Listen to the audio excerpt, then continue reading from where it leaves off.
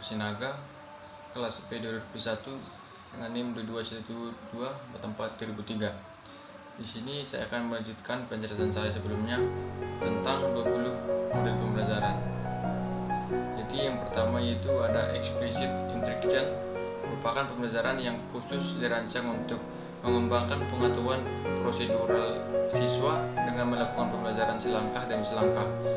Kedua itu ada metode demonstrasi, adalah metode penyajian pembelajaran dengan memperagakan dan mempertunjukkan kepada siswa tentang suatu proses, situasi atau benda tertentu, baik sebenarnya atau hanya sekedar tiruan. Sebagai motif penyajian, demonstrasi tidak terlepas dari penjelasan secara lisan oleh guru.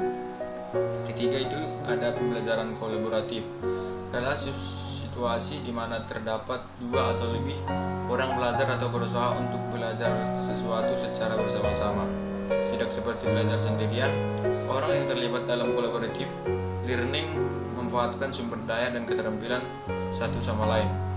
Yang keempat itu ada model pembelajaran kooperatif, integrated reading and comprehension atau CIRC, kooperatif terpadu membaca dan menulis. Merupakan model pembelajaran khusus mata pelajaran bahasa Indonesia dalam rangka membaca dan menemukan ide pokok pikiran atau tema sebuah wacana atau clipping.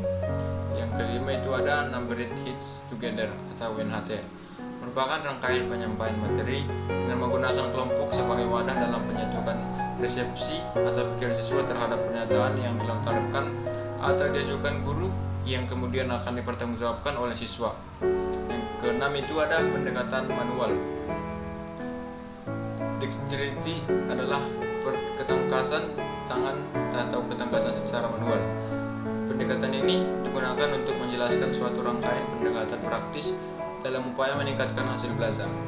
Pendekatan ini bermanfaat untuk meningkatkan keterampilan tangan.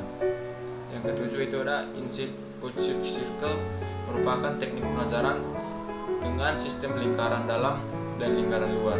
Spencer Kagan pada tahun 1990, di mana siswa saling membagi informasi pada saat yang bersamaan dengan pasangan yang berbeda dengan singkat dan teratur. Yang ke-8 itu ada inquiry, merupakan sebuah strategi pengajaran yang berpusat pada siswa, yang mendorong siswa untuk menyelidiki masalah dan menemukan informasi. Proses tersebut sama dengan prosedur yang digunakan oleh ilmuwan sosial yang menyelidiki masalah-masalah dan menemukan informasi.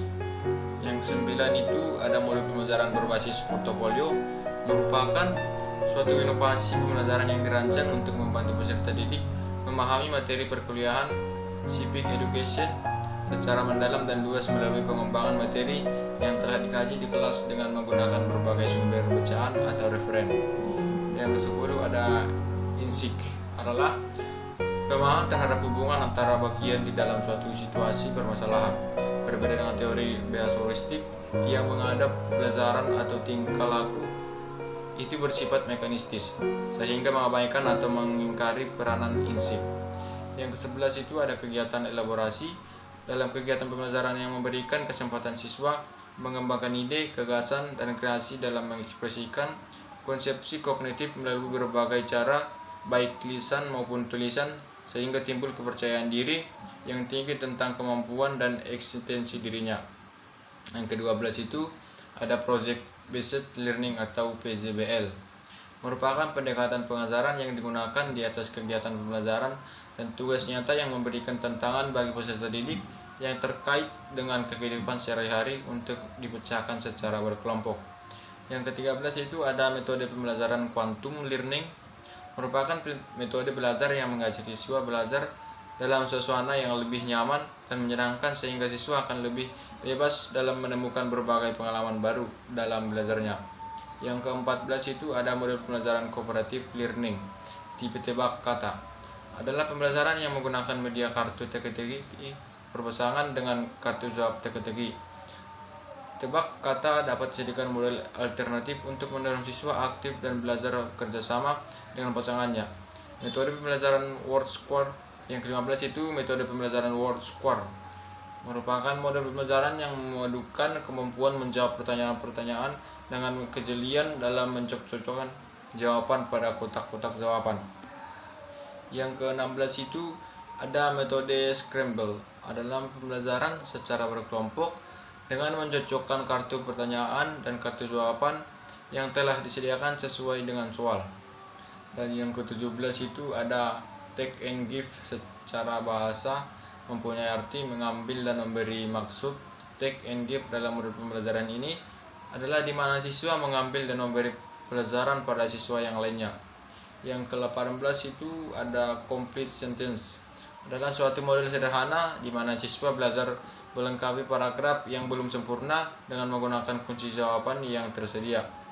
Yang ke-19 itu ada konsep sentence, merupakan model pembelajaran kooperatif yang dapat meningkatkan prestasi belajar siswa dan meningkatkan hubungan sosial melalui kerjasama anggota kelompok menyelesaikan tugas yang telah diberikan guru.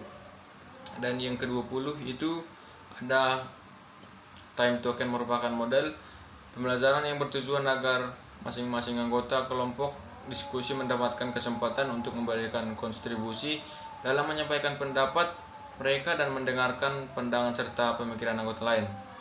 Demikian penjelasan dari saya. Jika saya mempunyai kata yang salah, mohon maafkan. Sekian dan terima kasih.